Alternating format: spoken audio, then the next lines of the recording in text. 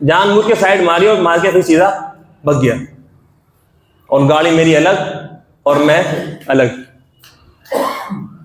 किसी ने नंबर भी नोट नहीं किया, इतना मौका नहीं मिला। वो तो जानबूझ के मारने वाले ऐसे करते हैं, वो तो सीधे भग जाते हैं। वरना जो इंसान की गलती होती है ना, वो रुक जाता है फौरन वहीं पर, भाई देखेगा उधर के कोई मसला तो नहीं है। ये तो चल रहा है मसला यहाँ दाल टोपी वालों के साथ, जानबूझ के भी हाथ से किए जा रहे हैं।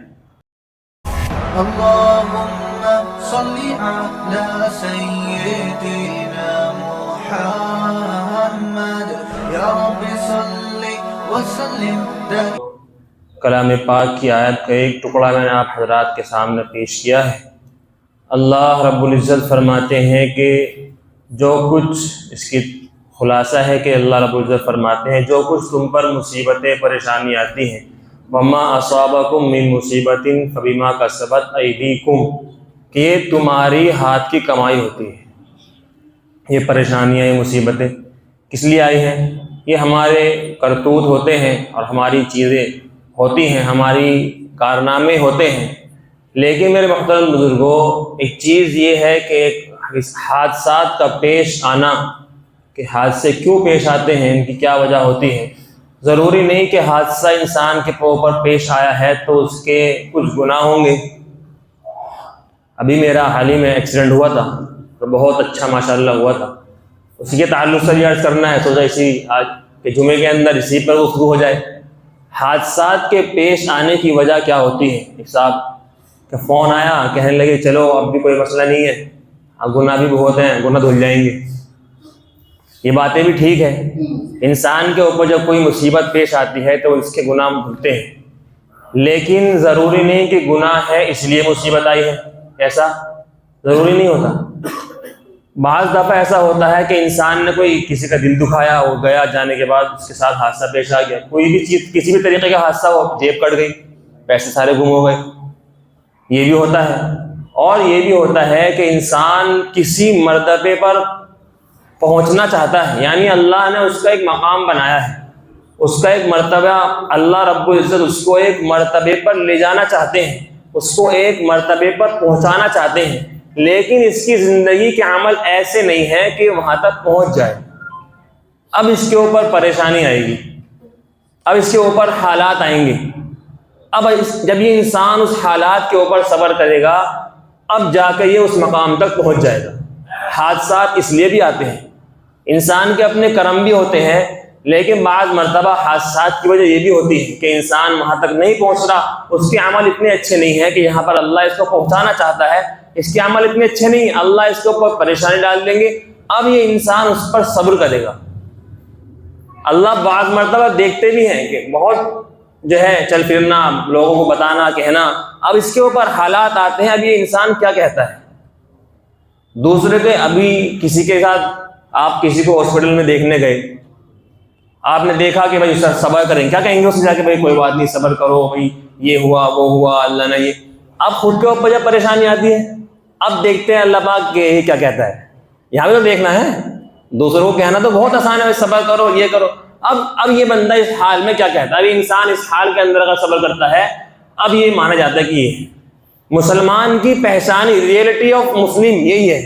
हर हाल में इंसान अल्लाह रब्बुल इज़्ज़त का शुक्र अदा करने वाला होना चाहिए। जिस हाल में भी अल्लाह रब्बुल इज़्ज़त रखे, मुसलमान ही यही है कि अब भी क्या कह रहा है? अल्लाह तेरा शुक्र है, अल्लाह तेरा इस हाल के अंदर भी शुक्र है, अल्लाह तेरा एहसान है, अब भी तूने फिर भी ज़्यादा होने से फिर भी बचा लिया। मुसलमान तो यही है कि ये पता क्या, काश मैं ये कर लेता, ये हो जाता, ये ऐसा नहीं है। हज़रत अय्यूब अलैहिस्सलातु वस्सलाम पर परेशानी आई, कैसी मुसीबत आई? बेटा गुम हो गया, नबी है, बेटा गुम हो गया, बेटा खो गया, पता ही नहीं, जो रोते रहे, सारी ज़िंदगी रोते रोते हो गई। लेकिन उन्होंने फिर भी ये नहीं कहा, अल्लाह नबी है भाई, नबी से कोई गुनाह थोड़ी ना होता है, लेकिन उनके नबी हैं, गुनाह होता ही नहीं नबी से, फिर भी उनके ऊपर परेशानी आई है। अल्लाह ये बताते हैं कि ज़रूरी नहीं कि गुनाह की वजह से इंसान के ऊपर परेशानी है।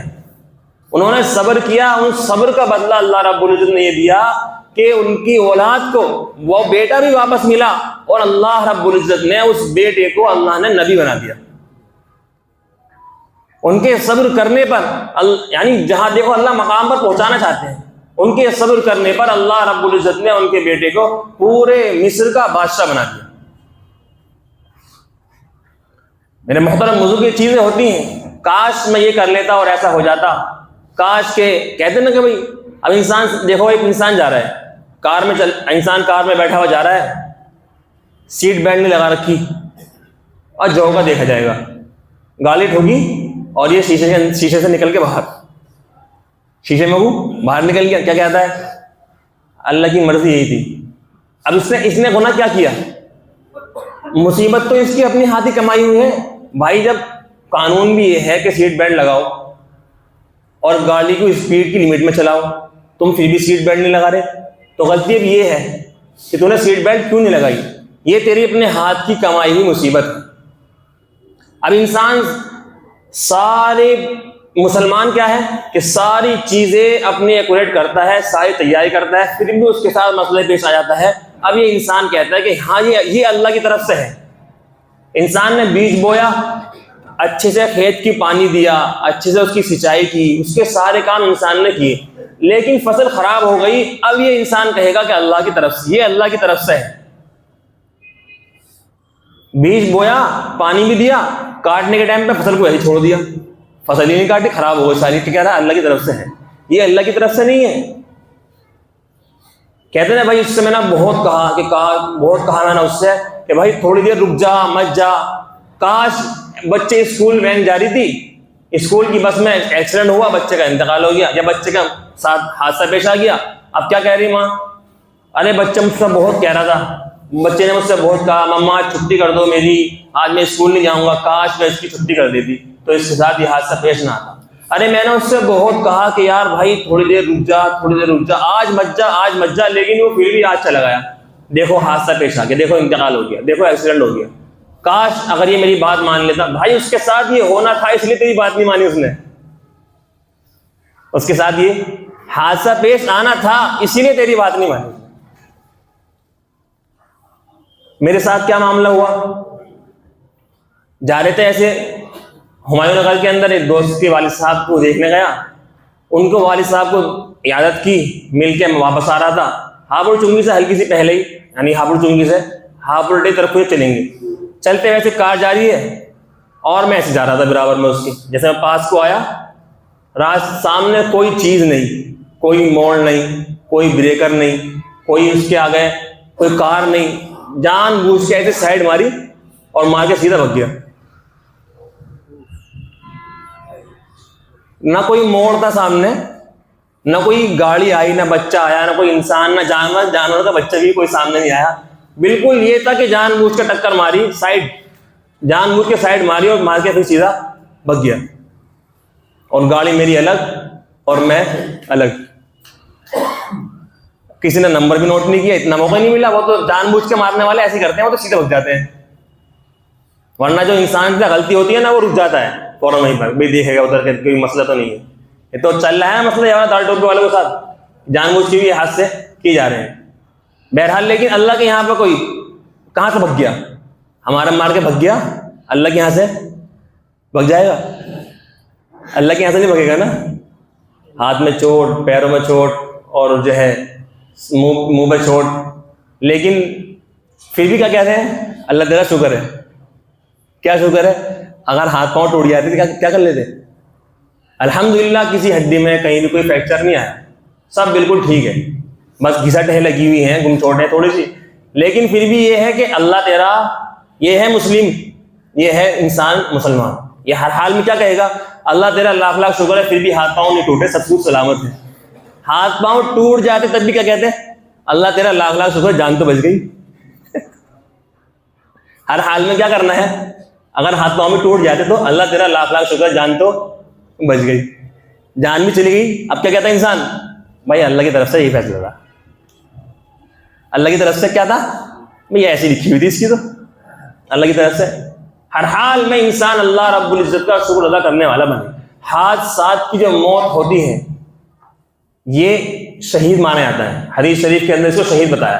दो तरह के शहीद होते हैं। एक तो शहीद ओरिजिनल, वो है जो अल्लाह के रास्ते में लड़ता हुआ इंसान शहीद होता है, और जो इंसान हादसात के अंदर मरता है उसको भी शहीद का दर्जा दिया गया है। थोड़ी सी क्वालिटी के अंदर फर्क होगा, लेकिन ये भी इंसान क्या है, ये भी शहीद है। तो इंसान क्या करे हर हाल में, जिस हाल के अंदर भी अल्लाह रब्बुल इज्जत रखे, इंसान हर हाल के अंदर अल्लाह रब्बुल इज्जत का शुक्र अदा करने वाला होना चाहिए। ये ना कहे कि काश मैं ऐसा कर लेता तो ऐसा हो जाता, काश मैं ऐसा कर लेता तो ऐसा हो जाता।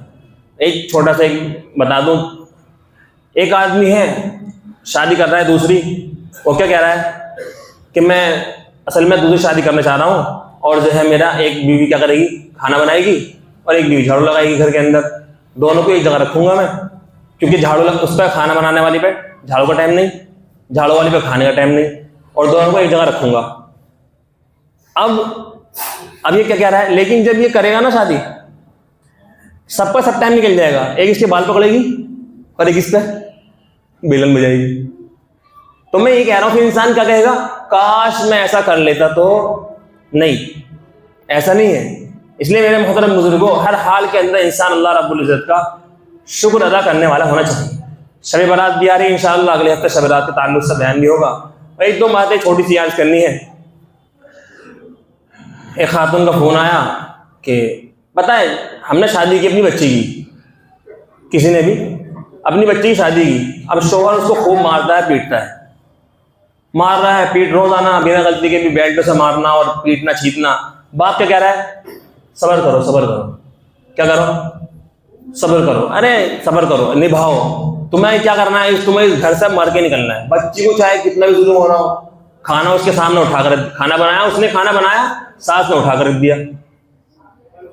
क्या कह रहे हैं, इसके नसीब में ऐसा ही था भाई। उसको आपको दिख रहा है कि बच्ची गलती नहीं है, बेवजह इस पर रोजाना जुल्म हो रहा है, इस पर सितम हो रहे हैं। आपका हक ये बनता है कि आप उसके शौहर को मोहलत दो, 1 साल का टाइम दो, 2 साल का टाइम दो, बस सुधरता है तो ठीक है, वरना तो अपनी बच्चे को वहां से निकाल लो। ये भी नहीं होना चाहिए कि हर वक्त सास सिखा रही है बच्ची को, जरा सा कुछ हुआ फौरन सास को फोन कर दिया, ये है, सास भी सिखा रही है, अच्छा तो ऐसा कर। ये भी नहीं होना चाहिए, बच्ची को समझाओ, लेकिन अगर बच्ची पर जुल्म और सितम ज्यादा हो रहा हो तो उसके शौहर को मोहलत दो, और फिर अपनी बच्ची को, वो नहीं मानता है 1 साल में 2 साल में, वो नहीं मानता है तो फिर अपनी बच्ची को वहां से वापस छुड़ा लेना चाहिए। आजकल पता क्या हो रहा है, अपनी बच्ची दूसरे की बच्ची नहीं है, वो नौकरानी है। अगर अपनी बच्ची से गलती होती है तो क्या कहती है सास, अभी बच्ची है, अभी क्या है, बच्ची है। अब बहू से गलती होती है तो तेरे माँ बाप ने क्या सिखाया तुझे, तेरे माँ बाप ने क्या सिखाया तुझे भाई, वो भी तो ऐसी किसी की बच्ची है। इंसान ने अपनी बेटी आपको दे दी, इससे बड़ी और क्या चाहिए। एक इंसान अपनी बेटी आपको दे रहा है, कुछ सोच समझ के दे रहा है ना, दहेज नहीं मिला तो क्या मसला है, दहेज तो इंसान खरीद लेगा। इंसान ने बेटी दे दी, ये बहुत बड़ी बात है। लड़कों का ये अक्सर ये हो रहा है, लड़कों का क्या मसला चल रहा है पता है, खिदमत ये करेगी साथ, मेरी माँ की खिदमत। भाई नौकरानी ला रहा है भाई, तू नौकरानी भाई ऐसी होनी चाहिए जो मेरी माँ खिदमत कर ले। तू उसके पैदा हुआ, तुझे उसने पाला पोसा बड़ा किया, तुझे दूध पिलाया उसने, हैं, तेरे गर्मी सर्दी के सारा ख्याल रखा, तू तो खिदमत कर नहीं रहा उसकी, वो करेगी जो कुछ भी नहीं लगती उसकी। इसलिए घर के अंदर लड़ाइयां होती हैं। बेटे के ऊपर हक है भाई, वो तेरी माँ है, तेरे ऊपर उसका हक है। अगर वो तेरी माँ की खिदमत कर रही है तो बहुत अच्छी बात है, बहुत बड़ी बात है। बेटे को यही सिखाया जाए, देख जब तक तू हमारे घर थी तेरे माँ बाप हम थे, और अब तू जा रही दूसरे घर, जैसे तू हमारी खिदमत करती थी, अब तुझे जाने के बाद अपने सास ससुर की ऐसे ही खिदमत करनी है। घर से बेटे को ये सिखाया जाए। लेकिन वहां पर जाकर अगर बेटी ने ये कह दिया ना कि मुझे सास की रोटी नहीं बनानी, तो उसके गुनहगार नहीं होने की, वो गुनहगार नहीं है भाई। बीवी सिर्फ इसलिए है कि आपको गुनाह से बचाए। और लड़का अक्सर ये लड़का देखेगा बीवी कैसी है, घर वाले देखेंगे माल क्या मिला है, बिरादरी वाले देखेंगे खाने में क्या दिया है, क्योंकि जिसके जो हाथ लगा रहा है वही देख रहा है वो। भाई लड़का बीवी को बरतता है, वो देखा बीवी कैसी है। घर वाले क्या बरतेंगे, उसका माल बरतेंगे, फ्रिज में पानी पिएंगे, उसकी फ्रिज में तो पानी पिएंगे, उसके बेड पर उसके सोफे पे मेहमानों को बिठाएंगे, फिर उसको बुरा बोलेंगे, ये देखते हैं माल में क्या लाई है। बिरादरी वालों क्या हाथ लगेगा, खाना, वही तो खाना तो हाथ लगा रहा है बिरादरी वालों को, वो खाना देखते हैं क्या दिया है। इसलिए मेरे मोहतरम बुजुर्गों, अपने बच्चों को दोनों तरफ से समझाने की बातें होनी चाहिए।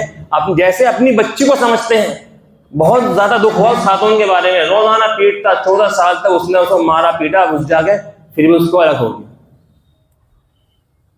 ये हमारी, ये नहीं है मेरे मोहतरम, ये हमारे अखलाक नहीं है। एक जगह बैठा था, एक छोटी सी बात तो बता दूं। एक जगह मैं बैठा, बड़ा मजमा था, मेरे अंदर आदत नहीं है कि मैं आगे चल के बैठूँ, स्टेज पे जाऊं, मुझे चलता नहीं है, शौक ही नहीं है इस चीज का। मैं जो हूं मैं तो वही हूं। मैं पीछे बैठूंगा तब भी मुफ्ती हूँ, आगे बैठूंगा तब भी मुफ्ती हूँ, मैं तो जो हूँ वही हूँ। मैं पीछे बैठा था और सोचा ऐसे ही होगा कोई, तो मशवरा चल रहा है वहां पर, मैंने दोनों जोर जोर से बातें कर रहे हैं। मैंने उनसे कहा कि भाई आहिस्ता बोल लो, तुम मशवरे में आए हो, बात सुन लो ध्यान से उनकी। कह रहा कि तुझे क्या मतलब? मैं उससे मुंह को देख रहा, वो तुझसे बोल रहा मुझे। मैंने भाई तमीज है आपको? तुझे तो बहुत तमीज है। अब जो आसपास बैठे थे वो जानते थे मुझे, उन्होंने कहा भाई मुफ्ती साहब है। अच्छा, ये अखलाक नहीं है। मुफ्ती साहब है तो उसकी इज्जत कर ली, भाई दाढ़ी टोपी तो साथ में है ही, मुसलमान, ये तो दिख रहा है मुसलमान है, मुसलमान समझ के इज्जत करें, दाढ़ी टोपी देख के इज्जत नहीं है। अखलाक ये है कि इंसान हर हाल में बताया मुसलमान है, गैर मुस्लिम भी है, इंसानियत के नाते उसकी इज्जत करें, मर्तबे के नाते इज्जत ना करें। कर लेंगे इंशाअल्लाह। अल्लाह रब्बुल इज्जत हम सबको सही समझ अता फरमाए, अमल की तौफीक अता फरमाए। व आखिरु दावाना अल्हम्दुलिल्लाहि रब्बिल आलमीन।